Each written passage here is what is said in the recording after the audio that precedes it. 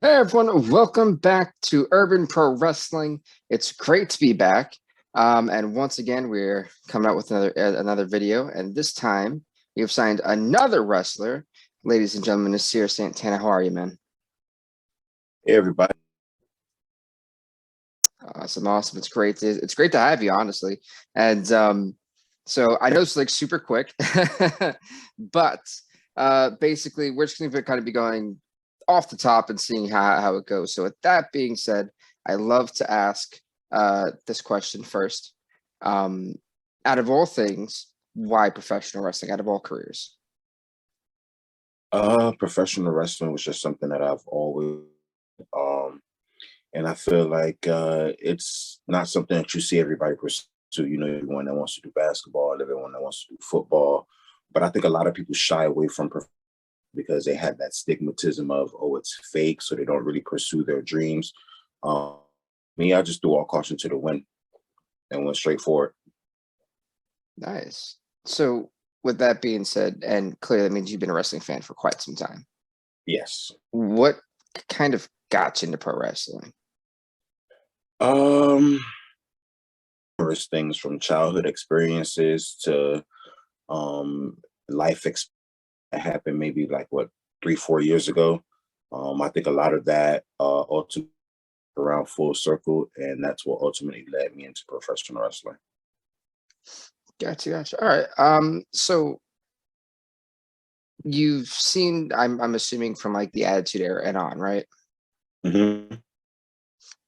So then going from that point, was there anyone that kind of stood out for you that was like this was the guy, like if I were to ever do this, I want to be like that guy or that girl for that matter.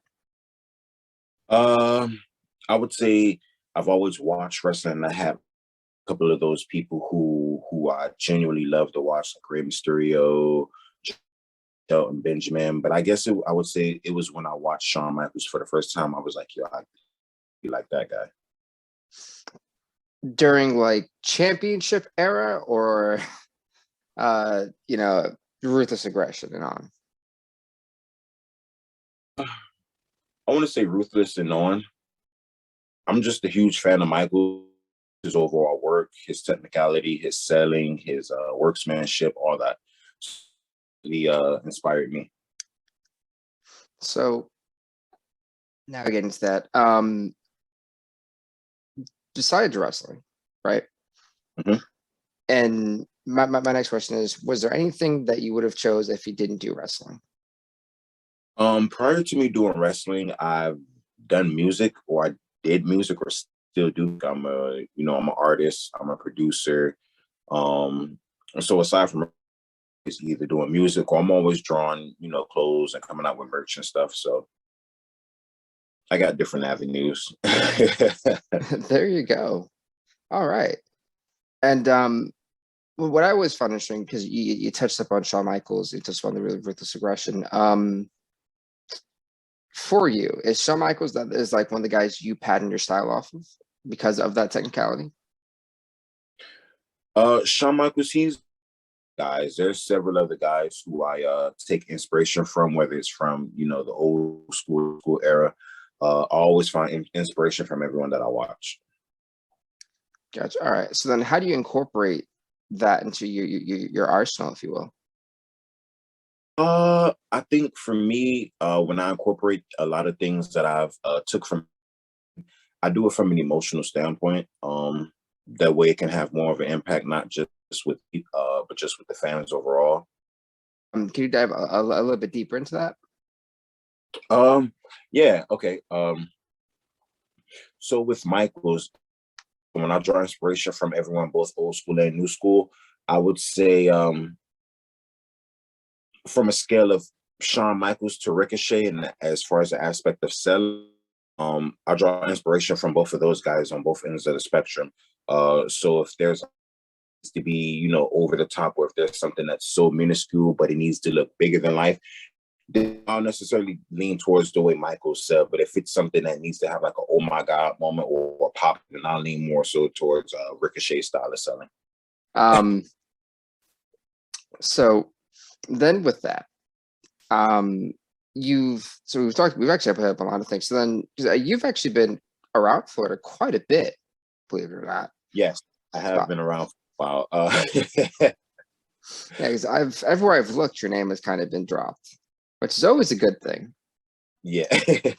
So A my lot of next, people, they've been like, "Yo, I've been hearing your name pop up a few times under different promotions," and I'm like, "Really?" And they're like, "Yeah," and I'm like, "Wow." I think most notably, you were at that. Oh God, what is that company called? I think it's FEW, something like that. FTW, yes, sir. There you go. And I was looking at that, what you guys are doing over there. Really impressed, by the way. Great show. Thank you. Um, and so you've been around the block for a little bit. So, Yes, but and so, you've had enough matches. And I love kind of ask this question. What was like the first match that you have had that you kind of sat there and said, well, I think I elevated my game to this level, to a new level? uh, let me paraphrase because the connection was going in and out. You were saying, what match did I have, or what had thus far that made me feel like I've elevated my game to the next level? Yeah. Oh wow, that's a really good question. I would say be last October when I did Reformania.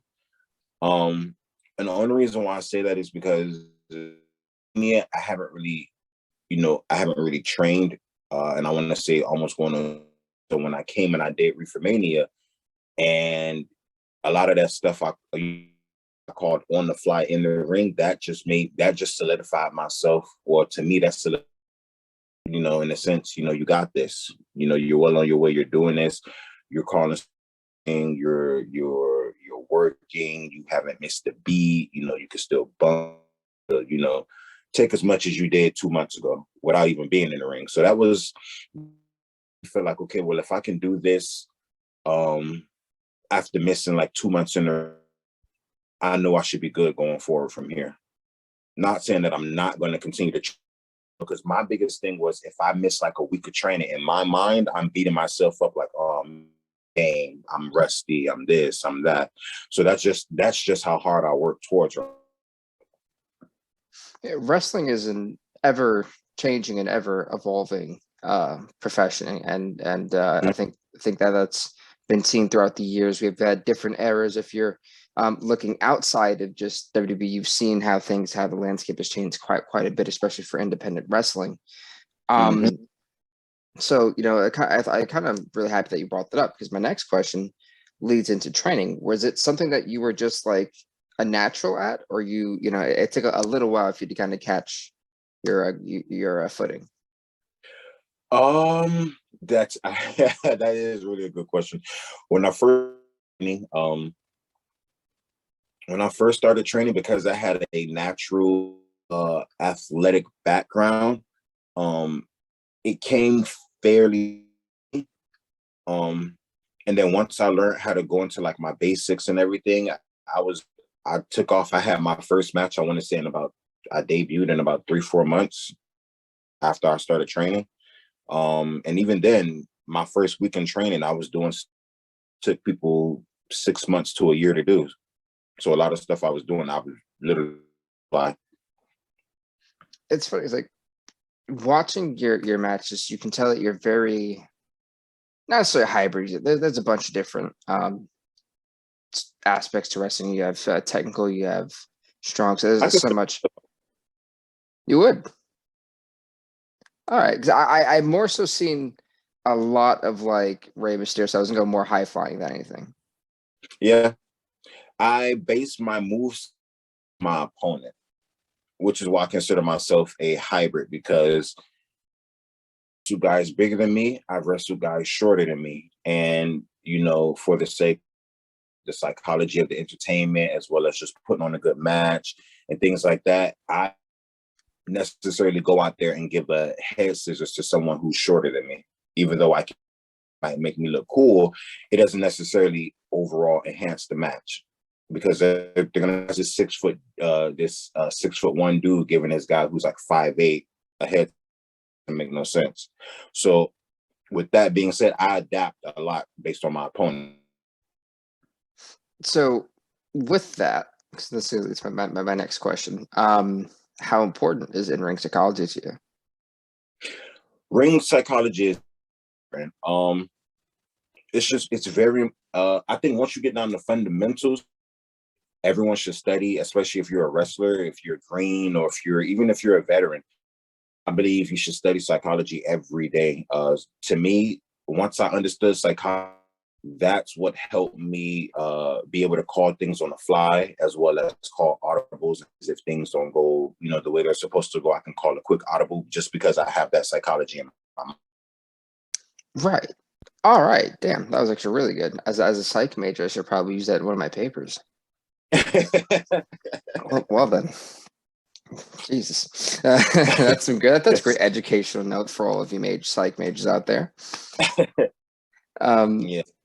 So to move forward, what so far for you do you feel has been your biggest match? So far, I would say would be what we've done this past weekend with FEW Loud too.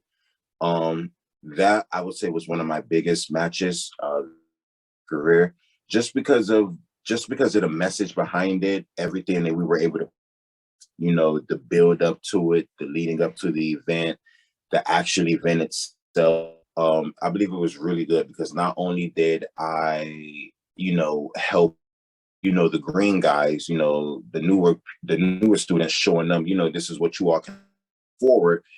I also learned a lot myself as far as someone who's been in, also still learning from different avenues. So I've learned from a standpoint, a producer standpoint. I've learned a lot from a crew standpoint, cameramans, from an audio tech. So Jack of all trades. yeah. There you go. It's the confidence for me. So the next question, heel or face, and why? I think it's finally I think it's a term that's finally becoming recognized, and I think for me, tweener. I can work heel or face. I've had people tell me that I've heel, but then when I go out there, I get the pop of a baby face, which is why I tell people to like work tweener. Just for the simple fact of I can listen to the crowd, go off and just adjust from there, because I've had crowds turn on me when I went out as a heel, me the face, and I'm just like, all right, dude, we got to switch this up because now they're behind me. He's like, yeah. So for me, it's just easier to work tweener. Gotcha. I've used that word a few times. I didn't know if it was that popular. Let's make No, that that's popular. what I'm saying. It's now. It's becoming recognized now. And I know Triple H, he was tweener back in his day, but I think Randy Orton is someone who's made tweener believable. I guess within his character. That's an interesting comparison.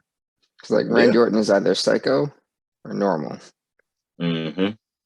It's a weird comparison to make, and it's kind of hard to justify with that one.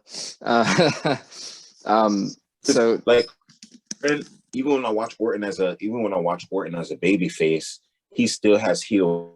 Does so I'm just like, dude, are you working tweener? Because if you are, that's golden right there. Yes. All right. Yeah, that is very fair. To Ags, we had that weird intermission.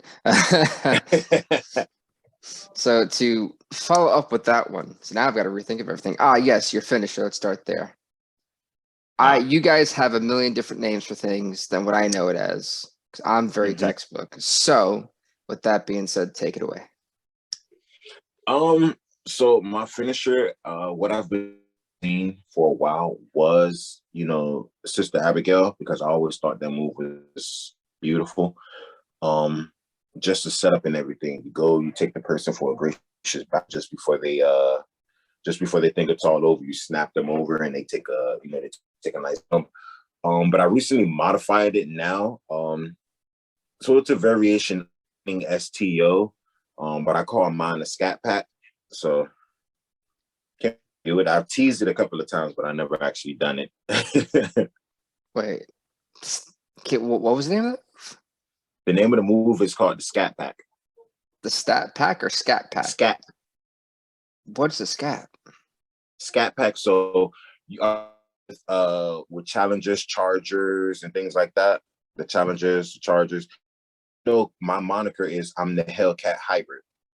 So when you get like think of Dodge Chargers and Challengers, you got the Hellcat versions, you got some things like that. So I modified my move and I call it a Scat Pack. Yeah, I know nothing about cars, and all the years I played racing games, I just try to make it super fast. Because I know I can't turn, but like if I just drive straight, I'll be fine. That's like my method. So I have no idea about, like, for me with a car is if it can run, it's perfect. That's what I want. As long as it goes from point A to point B. Yeah. Did not know what the hell a Hellcat was until today. What? And the sad part about it, like, you know what? I'm gonna use my Hellcat hybrid moniker and I'm gonna run with it because I'm actually getting ready to stop making the Hellcat models. I will never get one anyway, so I'm Yeah. okay. That sounds expensive. But to follow that, so did you create your own nickname or was it given to you? Or both? I created it through a bunch of trial and tribulation. So, and we were talking about where we got that from. So my next thing is, what are your goals in professional wrestling? My goals, geez, that's a good one. I want to be, because it's easier to say I want to be champion. It's easier to say I want to do this. It's easier to say I want to do that. But I feel like that just limits you. For me, wrestling is I want to be polarizing. I want to be big, you know. In a sense, like The Rock, but necessarily not like him, but like him. He's polarizing, dude. He left, and he's one of the biggest, WWE there is today. As well as he's one of the biggest names in Hollywood. So, if aside from wrestling, I just want to be big. I want to open up, productions under my name, different record labels under my name, different things under my name. The perfect avenue for me to do that would be wrestling. Alrighty. And then what are your goals in UPW? UPW, my goals, I want on, good matches. I want to put on good shows.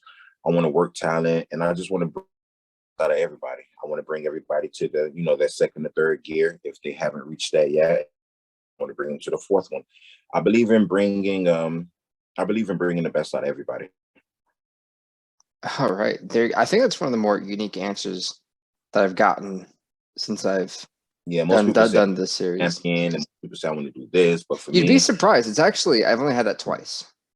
Oh, really? I've only had that twice. Yeah, I think everyone. I want to be champion. Yeah. And I think everyone has a completely unique perspective to the ball game. Mm-hmm. And I find it really interesting. So that one was very unique to me because that's very interesting. Yeah, I can see where that Shawn Michaels aspect comes in. Yeah, my goal is, like I said, to put on excellent matches that people just aren't going to talk about in the venue. I want to put on, going to take that drive home and be like, yo, I can't believe he hit that press off the top rope into those two tables. And I just want to, create memories. And so ultimately, if that's my goal, then in my mind, my psychology is if I'm creating moments, then the titles are going to be there. The title shots are going to be there. The main event spots are going to be there. Because I'll focus on creating good product. Well, damn. So with that, I don't think I should even ask anymore. That's how you close it out, folks. So with that being said, do you have any social media you want to plug? I have my Instagram. I am Nasir Santana. My Facebook, Demetrius Rose Holmes, parentheses, and then you have my Twitter, Poppy Rose Gold, and that's gold, GVLD, Poppy Rose Gold. All right. Well, then, with that being said, ladies and gentlemen, you've already made it this far into the video. So what are you doing? Hit that sub button, hit that like button, subscribe to Urban Pro Wrestling. On top of that, we have an Instagram, Urban Pro Wrestling. I'm trying to remember this off the top of my head. Twitter, Urban PW, and Facebook page, Urban Pro Wrestling. Like it or follow it or whatever that button says. And yeah, that's about it. We're actually gonna have a website coming up soon. Still working on a few kinks just because I think on our phone version, I'm not IT savvy, so like me and the person trying to figure out how to make sure it's all compatible for you guys on iOS, Awesome. Android, websites, anything like that. We will have a venue coming out soon. We'll be coming out with that name of that venue soon. You guys already know the date is April 30th. So we're going to be announcing and dropping a lot soon as well. We have found a GM, which is a great thing. So that'll be released shortly too. And with that being said, have a great time, everybody. Remember, subscribe, like, comment, and all that good stuff. We'll see you next time.